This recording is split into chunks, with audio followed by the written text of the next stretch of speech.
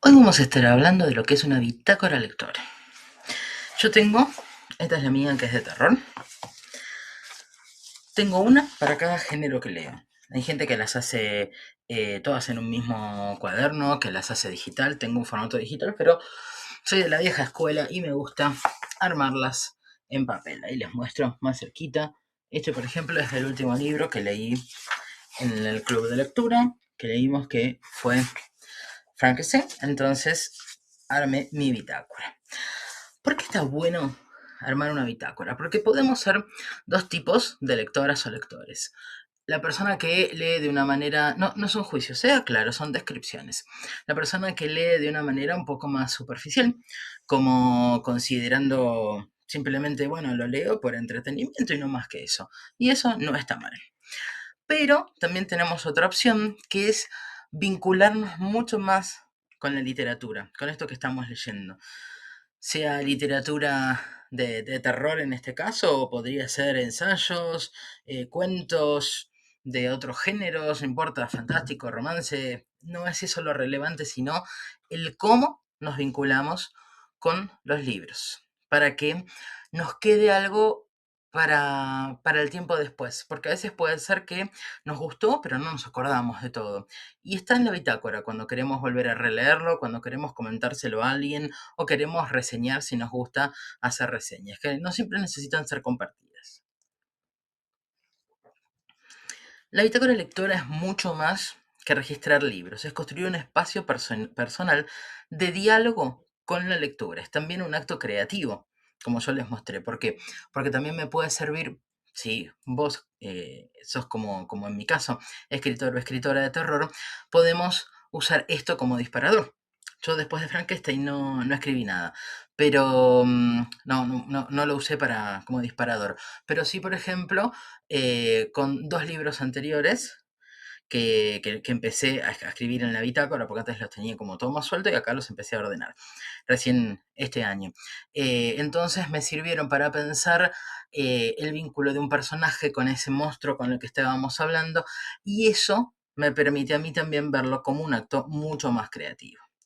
Cada marca, cada subrayado, cada anotación al margen dice algo de nosotras y de nosotros, de quienes éramos en el momento de leer y de qué nos atravesaba, de qué pregunta nos hacía ese libro.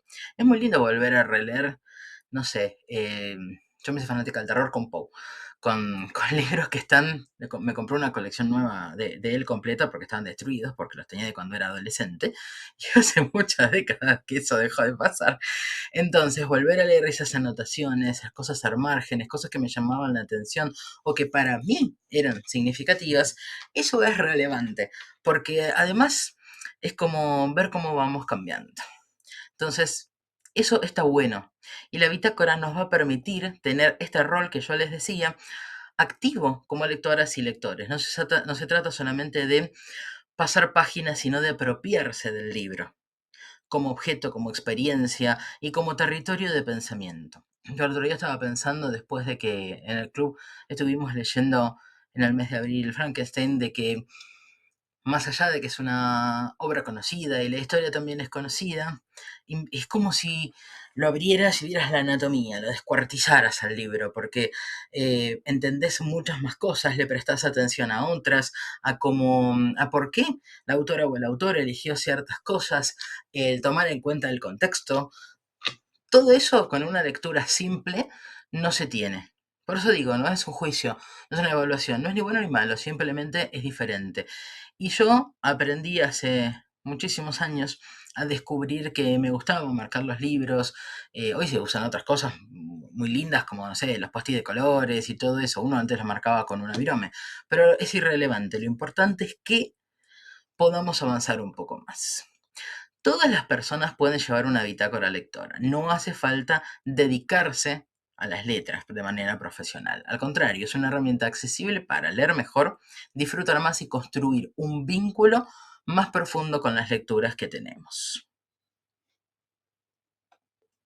Hablemos ahora del soporte. ¿Dónde lo podemos hacer? Como yo les comentaba, tengo una digital y hay gente que le resulta más fácil y la puede utilizar en una tablet para poder hacerla.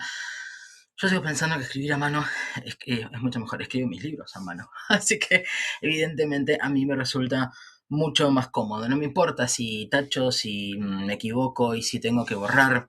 En lo personal me resulta irrelevante. Lo importante es que esto nos invite también a escribir.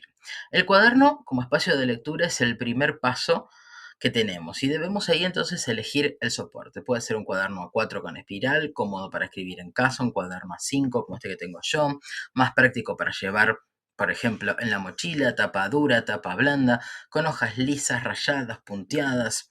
A mí me gustó este, que es de la editorial Fera, que es un cuaderno forrado en tela con un bordado de un corazón prendido a fuego.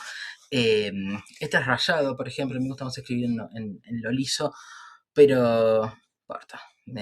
Lo importante es disfrutar. No hay una forma sola correcta de hacer la bitácora.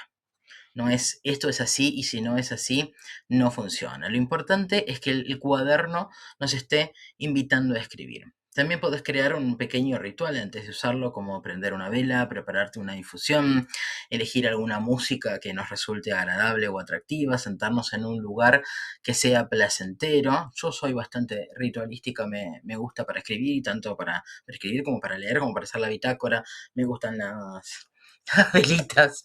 Eh, Me gustan un montón, me gusta aprender saumerios. No sé, si lo voy a hacer, en general me gusta hacer esto en pijama, en la cama tapadita, si hace fresco.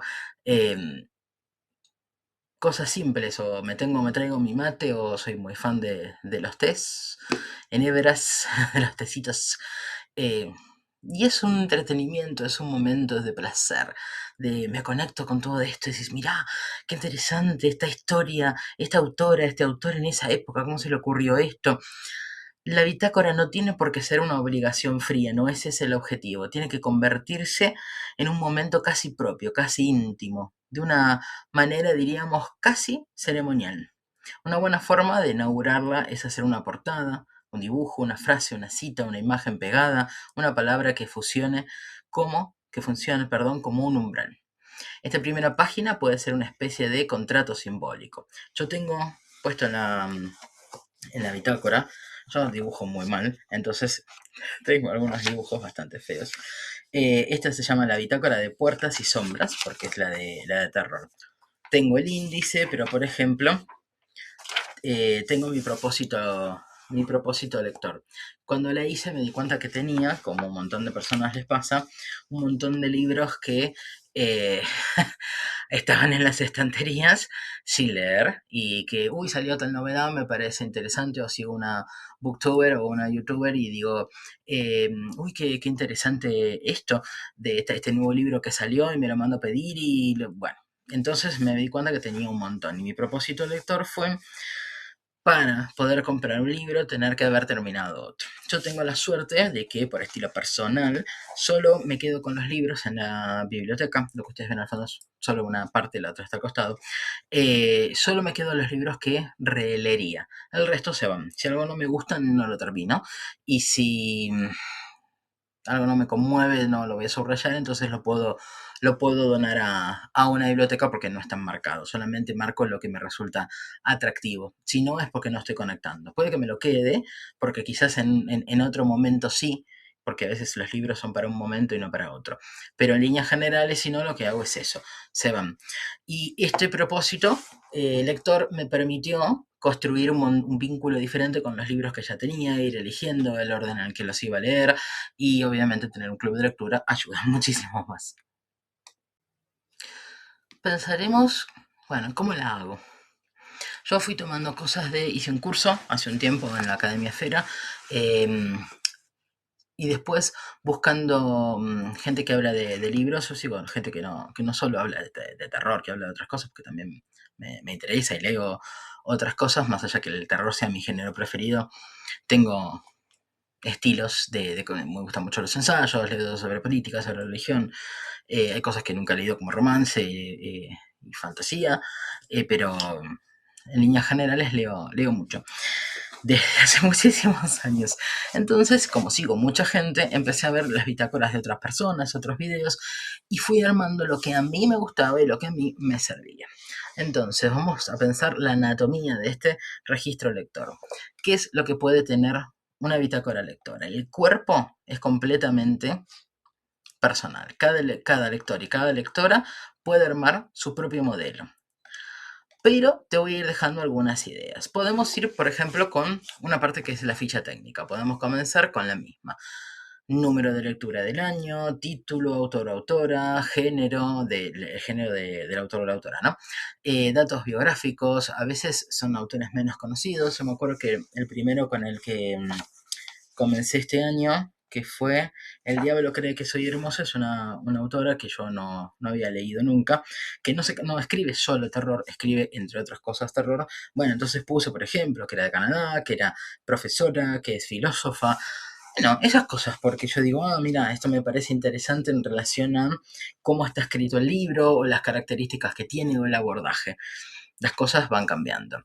El año de la publicación, la editorial, la cantidad de páginas, puede ser también el formato, si es en papel, digital o audiolibro, más allá que cuando escuchamos un audiolibro no es en sí una lectura, porque es otra funcionalidad de nuestro cerebro y estamos usando un sentido diferente.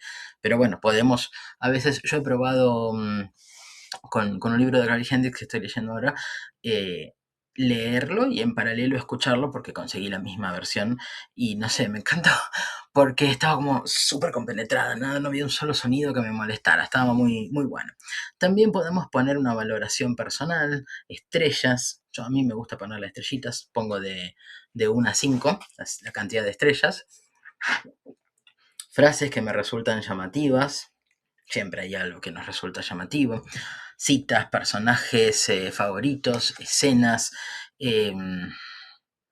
sí, datos nuevos que descubrimos. A mí con Frankenstein, con todo lo que tiene que ver con parte de la mitología griega, que es algo que yo no manejo, con después todo lo que habla de lo que hoy sería la física y la química, bueno, empezar a buscar esa información. Eso es un descubrimiento. A veces son preguntas que nos dejan. Otra posibilidad es hacer un mapa mental. Podemos hacerlo Yo con una de las reseñas las hice, con otras no. No sé por qué me varió, pero me pareció, por ejemplo, en una... Esperen, si la encuentro se las muestro. Acá está. Con la reseña, esto es de El diablo cree que soy hermosa, por ejemplo. La reseña la hice, no sé si se ve algo, más de el estilo mapa mental. Pero, por ejemplo, no hice lo mismo con las otras, o a veces pueden ser cuentos, entonces no hago una reseña, sino que hablo de un cuento que me gustó más y ahí la evaluación de las estrellitas es más difícil, pero bueno, hago como una media, como un promedio. A veces puede ser solo una imagen, una frase, algo tipo asociación libre, esto me recuerda a tal cosa, aunque no tenga nada que ver. La bitácora también puede registrar lo que nos sucede a nosotras y a nosotros mientras leemos, pensamientos, sensaciones, recuerdos, sensaciones corporales, incomodidad, si algo me da rechazo, si algo me da asco. Leer no es una actividad neutra, ¿sí? Todo texto produce algo en quien lo recibe.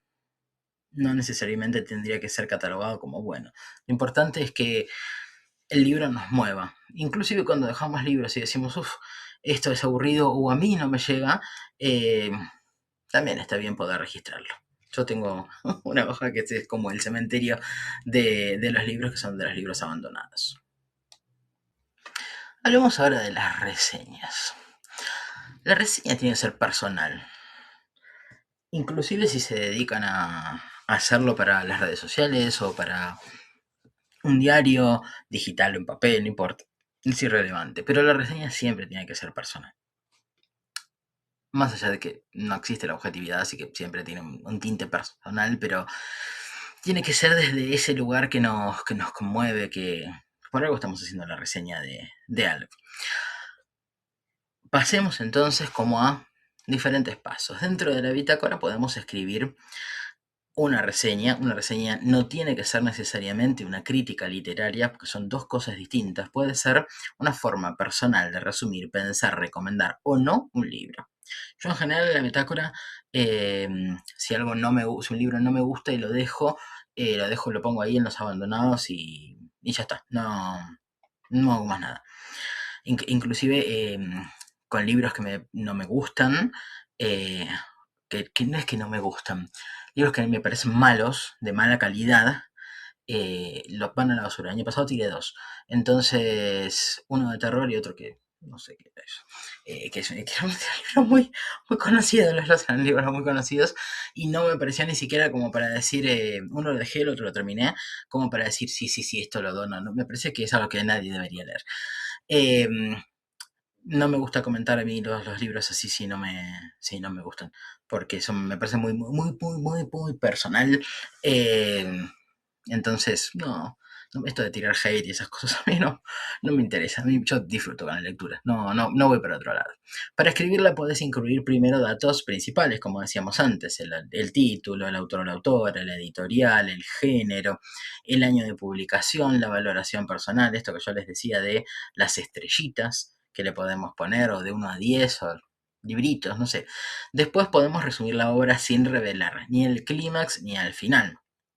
¿Sí? Si estamos, por ejemplo, en este que yo les comentaba, podría ser Frankenstein, podría que, pues, bueno, igual es un libro conocido, ¿no? Pero este del diablo cree que soy hermosa, eh, no pongo el final, pongo se trata de esta persona, que es una adolescente que tiene tantos años, que vive en una caravana, en un parque de caravanas, creo que en Estados Unidos, aunque ella es canadiense, no estoy muy segura, no me acuerdo de eso. En un parque de caravanas, las cosas que están al principio, ¿no? La madre se suicida, ella tiene que ir a la escuela, pero al mismo tiempo es menor y deberían llamar a servicios sociales, y para que no lo haga sigue trabajando. Eh, ese tipo de cosas. Y dado que el título devela una parte, bueno, cree que está poseído por el demonio. Punto. Se vincula con chicas y chicos de su escuela y nada más, porque después te destripo el final y no tiene gracias. Es importante en contar de qué se trata con sus personajes, qué conflicto plantea y qué atmósfera es la que se construye. Luego podemos preguntarnos, ¿qué logra este libro? ¿A quién puede convocar? ¿Qué emociones genera? ¿Qué imágenes deja? ¿Qué tiene de original? ¿Qué no me gustó tanto? ¿Qué me hizo pensar? La reseña puede estar escrita desde el yo. No hace falta fingir una distancia absoluta en lo personal, porque no creo que eso exista, básicamente. Y porque lo de Pitágoras además es mía. Y la reseña, si la quiero compartir, también lleva mi nombre y mi apellido. Ponemos, esto me pasó con tal libro, esta mirada personal, porque también tiene valor. Incluso podemos cerrar la reseña con una pregunta, como si el libro siguiera conversando con nosotras y nosotros, después de haberlo terminado. A mí me pasó, por ejemplo, con ese libro, el diablo cree que soy hermosa, que el 100% de las reseñas que vi hablaban de que era una persona con problemas de salud mental. Estamos hablando de un libro de terror, ¿eh? O sea, que está dentro del género del terror. Bueno, en realidad es un subgénero, no importa. Del subgénero del terror. Y decían todos que ella estaba como teniendo problemas de salud mental. Yo de profesión me dedico a salud mental. Y la verdad es que, dado que es un género de terror y donde es posible entonces que exista el demonio, tranquilamente podía ser que lo que ella sintiera que era el demonio fuera real. Pero a mí no me dio jamás un solo indicio de eso. Eso era lo que reseñaba todo el mundo. Pero yo lo vi de otra manera. Mi mirada, cuando yo leo, siempre va a estar recortada, sesgada, como le quieran decir, por mi profesión. No puedo no ver eso. O uno de los libros que tiré el año pasado estaba hecho en la zona donde yo viví 20 años de mi vida, y la verdad es que lo que decía el texto ubicado en ese lugar parecía que estuviera hablando de otro. La persona creo que conocía ese partido de la localidad bonaerense de Gran Buenos Aires, pero no sé, la verdad es que parecía que estaba hablando de un lugar distinto. Bueno, yo eso lo comento, no tiene por qué ser igual que el resto, y tampoco tiene por qué tener una definición. El año pasado hablaba con una autora de unos cuentos fantásticos que había estado leyendo, fantásticos que puede incluir cosas de terror, y yo le preguntaba si era esto, si ese lugar donde estaban los personajes era eh, el lugar a donde se espera antes de pasar al cielo. Y ella me decía, el purgatorio, perdón, me salía. Y ella me decía, puede que ser, puede tener otra interpretación. Y eso está buenísimo.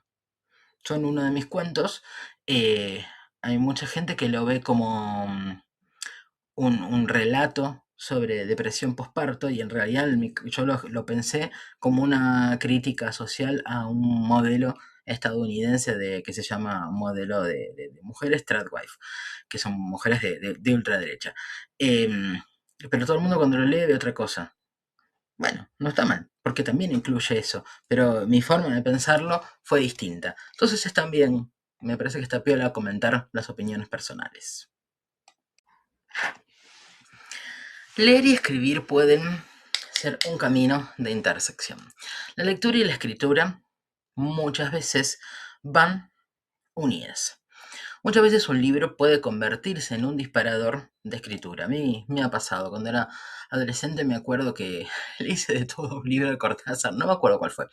Eh, todo lo que decía me producía cosas, me producía cosas, me producía cosas. Y eso que no fueron en la adolescencia mis escritores preferidos, ¿eh? No porque lo que tenga nada para criticar de él, sino porque me gustaba más Sábato y estaba enamorada de los textos de Vargas Llosa. Pero no me acuerdo qué libro era, porque no, en alguna mudanza lo perdí, pero me producía un montón, me convocaba un montón. Bueno, eso está bueno también. Una escena puede abrir una idea nueva, un personaje puede despertar una pregunta, un final puede invitar a imaginar una versión alternativa, hay mucha gente que se dedica a hacer retellings, una atmósfera puede enseñarnos cómo construir esta tensión. En el club de lectura en este mes estamos leyendo Drácula y yo voy marcando todo el tiempo, así construye la atmósfera, así construye el umbral. Eso no nos damos cuenta si lo leemos, simplemente es una descripción del lugar, de una descripción del conde y ya está. Pero si yo voy viendo cómo pasan estas cosas, aprendo también cómo construir la atención, el deseo, el miedo, lo que nos extraña, los umbrales, aquello no dicho, todas estas cosas. Por eso la lectura y la escritura van de la mano. Leer también es aprender a escribir. Cada libro puede mostrarnos algo sobre estructura, estilo, ritmo, diálogos. Hay gente que escribe muy buenos diálogos, hay gente que escribe muy bien y tiene unos diálogos espantosos, como critica Stephen King a Lovecraft con los diálogos, que dice que son muy malos, y cualquiera que le guste Lovecraft va a decir lo mismo. Estilo, el ritmo de estos diálogos que yo les decía, cómo se construyen los personajes, cómo se construye el mundo donde están. Si además de leer sos escritor o escritora, podés preguntarte, ¿qué puedo aprender de este autor o de esta autora? ¿Cómo construye la atención? No es lo mismo leer un texto de un autor o un autor actual, donde vos a través de la red podés encontrar un lugar, lo buscas, entras a Google Maps y mirás cómo es, que las descripciones que se hacían en otra época donde solo cierta gente viajaba y la gente no se subía a un avión porque ni existían para ir al otro lado del mundo. Cómo construye la atención, cómo presenta el conflicto, ¿sí? ¿Qué es lo que me va a hacer que actúe? ¿Cómo trabaja el lenguaje? ¿Qué decisiones narrativas tomó? ¿Qué recursos podría incorporar yo a mi escritura? Esto me gusta, me parece que está bueno hacerlo de esta manera. No solo conversar con lo leído, también la lectura nos puede despertar para hacer otras cosas. Hablemos ahora entonces lo que es leer con atención crítica. Una bitácora lectora también ayuda a desarrollar una lectura diferente. Leer como un oficio. No se trata de leer para juzgar todo, sino leer con más profundidad, con atención, en un estado de flujo, donde todo está, mi cuerpo y mi mente está ahí. Algunas preguntas que nos podemos hacer. ¿Qué busca el autor con este texto? ¿Qué emociones genera? ¿Qué acciones o reacciones provoca? ¿Qué imágenes construye? ¿Cómo está narrado? ¿Qué tiene de original? Hay juegos de palabras, cómo están escritos los diálogos, qué revelan los personajes cuando hablan, qué papel tienen las protagonistas y los protagonistas, qué función cumplen los personajes secundarios, cómo está construido el texto en términos de estructura, tiempo, coherencia. Por favor, es importante la coherencia para la gente como yo que necesita que las cosas sean verosímiles. Más allá que eso es algo que tenemos que tener siempre. Creo que hay personas que nos ponen más, a mí me pone muy loca cuando las cosas no tienen verosimilitud y se nota. La coherencia, la atención. También es importante entender el arco narrativo de una historia. En general, una trama puede pensarse a partir de distintos momentos.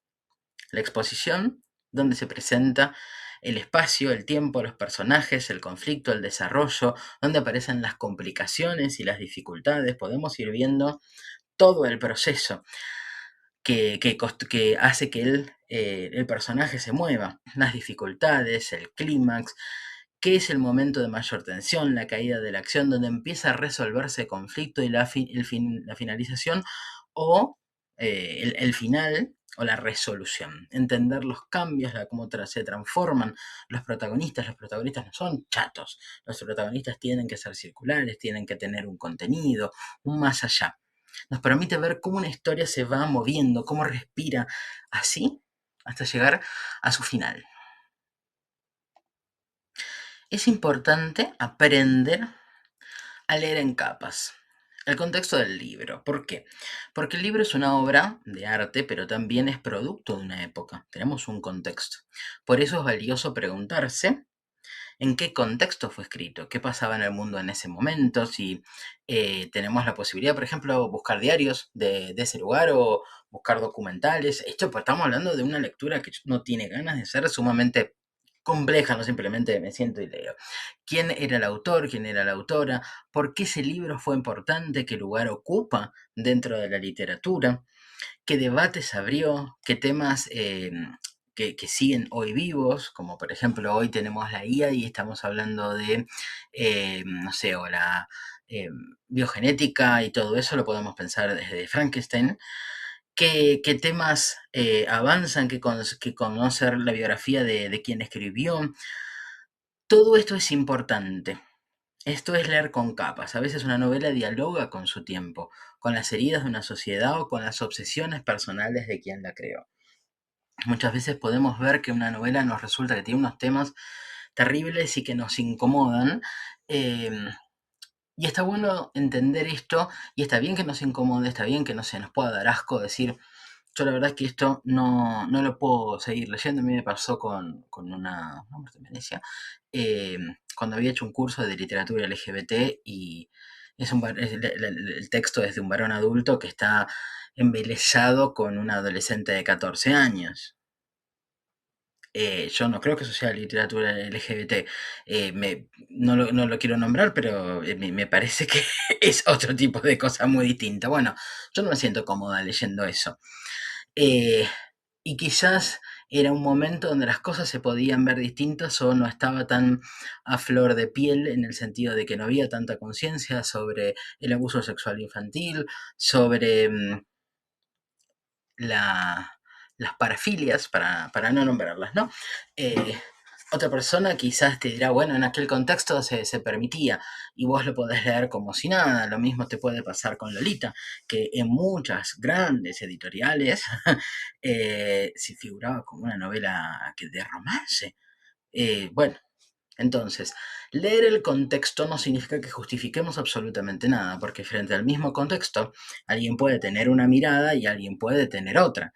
Frente, no sé, al holocausto, me refiero al holocausto de la Segunda Guerra, porque lamentablemente no fue el único.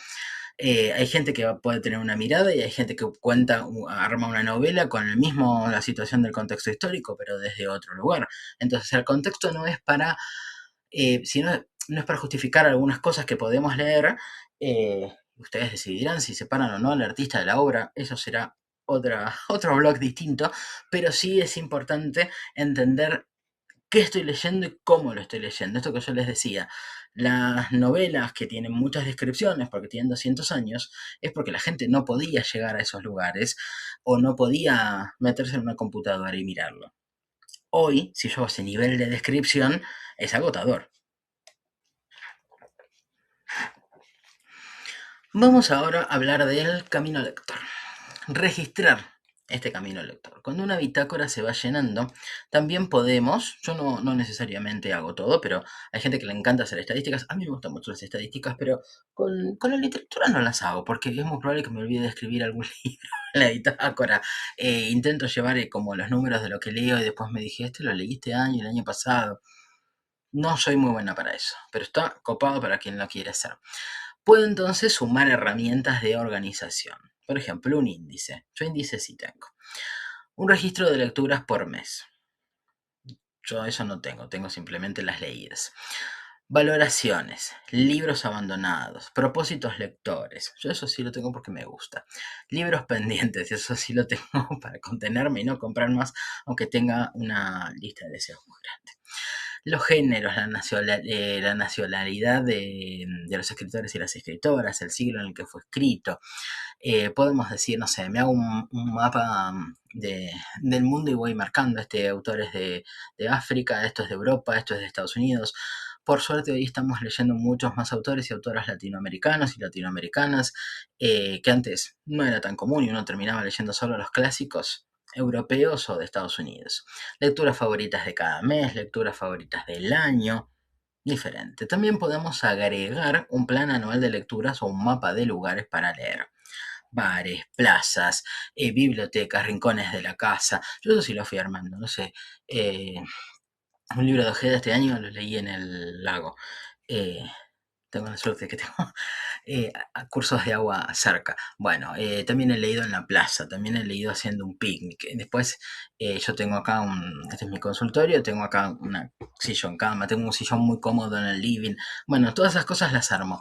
¿Tiene alguna utilidad? No, pero es re lindo y me encanta hacerlo. Y con eso está bien. Es mi refugio. La bitácora permite entonces ver ese recorrido completo, no solo lo que leímos, sino cómo fue cambiando y la relación que tenemos con la lectura. Pero siempre es libre. Editoriales, por ejemplo. ¿Qué editoriales nos gustan? No sé, a mí me encanta Dilatando Mentes. Porque tiene muchas novedades. Hay otra más que no me acuerdo ahora. Tiene muchas novedades de terror y son muy buenas y de muy buena calidad. Más allá que para un libro gustarme más que otro. Bueno, buenísimo. Eso lo anoto porque sé que esa editorial, cuando alguien recomienda algo de esa editorial, yo voy ahí y chusmeo porque sé que probablemente me guste. El espectro de la intervención física. Yo hace muchos años escuché a Sábato, muchos, como unos 30, escuché decir a Sábato que un libro no marcado, no sé si se refería solamente a subrayarlo, es un libro no leído. Yo creo que es esto de poder darnos la libertad de decidir qué hacemos o qué no. Les muestro, por ejemplo, este. Este es Frankenstein de edición Fera. Bueno, tengo todas las palabras que me parecieron significativas. Después busqué, perdón por el ruido, pero es el ruido del libro. Me anoté lo que significaba Prometeo. Me he anotado frases, tengo post-it. Leo, soy mejor lectora porque subrayo y leo. No, yo siempre he intervenido en los libros porque me gustan. Un libro que estoy leyendo de Grady Hendrix hasta le hago dibujitos. Me marco cosas al margen. Todo lo que a mí me sirva. Subrayar frases, usar banderitas, escribir al margen, señalar emociones o pensamientos. Todo esto construye una lectura viva que respira cada lector y cada lectora tiene su propio criterio de intervención. Algunas personas prefieren conservar el libro intacto. Yo creo que el arte está en las palabras, no en el objeto, más allá que libros como este que puede ser muy bonito. Tengo libros muy monos, pero para mí eso es simplemente un objeto. Algunas personas entonces lo quieren tener absolutamente intacto, otras necesitamos convertirlo en un mapa lleno de huellas. Ninguna forma está mal. Lo importante es que el método que nos acompañe sea personal y nos permita estar bien metidas y metidos en la lectura.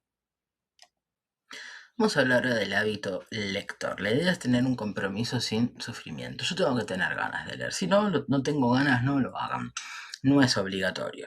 Y tampoco esto de, me pone el nervio de punta, estas cosas de, ay, este año leí 125 libros. Eh, Se lee, esa frase me incomoda mucho, como, se lee de una sentada. ¿Y por qué yo quiero leerlo de una sentada? Porque es corto y capaz que el mismo libro corto yo vuelvo a leer otra frase, anoto otras cosas, se me ocurre algo. Quizás no quiero leerlo de una sentada y no soy mejor lectora o lector porque leo solo clásicos o solo leo una enorme cantidad y no abandono un libro aunque sea una cosa espantosa. Yo abandono libros, no tengo problema con eso. Entonces, el hábito lector, la idea es desarrollar el hábito con compromiso pero sin sufrimiento. La lectura también debe ser una forma de felicidad, por eso es importante elegir libros que despierten interés. deseo o que nos dé curiosidad. Si un libro no funciona, también se puede abandonar. Soltar una lectura que no nos convoca no es fracasar, es reconocer el propio deseo lector que tenemos. Si tenemos un montón de obligaciones en la vida y también me voy a obligar a leer lo que no me gusta, no sé, me parece que estoy un poco confundida. A veces incluso puede ser útil leer varias cosas a la vez y permitir que cada libro encuentre su momento. Yo leo en paralelo 6 7 libros, pero no leo las mismas cosas. Leo cosas de mi trabajo, leo cosas sobre feminismo, leo cosas sobre política, leo ensayos, eh, leo otras novelas, pensándolo ahí, no, leo mucho sobre literatura, creatividad también. No leo novelas en paralelo porque me puede que me haga un poco de lío, pero eso también es gusto personal. La bitácora ayuda a hacer un seguimiento entonces de este hábito. Permite registrar avances, pausas, abandonos, descubrimientos y regresos. Yo el año pasado quise volver a leer Frankenstein y no tenía ganas, lo empecé, me aburría, me cansaba, me daba sueño y este año lo devoré y lo saboreé completamente. Y para finalizar, ¿para qué leemos entonces? Leemos para conocer, para pensar, para imaginar, para discutir con el mundo y con nosotras y nosotros mismos. Leemos para entrar en otros cuerpos, otros tiempos, otras casas diferentes. Sí, pensaba en Hill House o en esta casa embrujada de La Casa Infernal de Richard Matheson, que es uno de mis libros preferidos.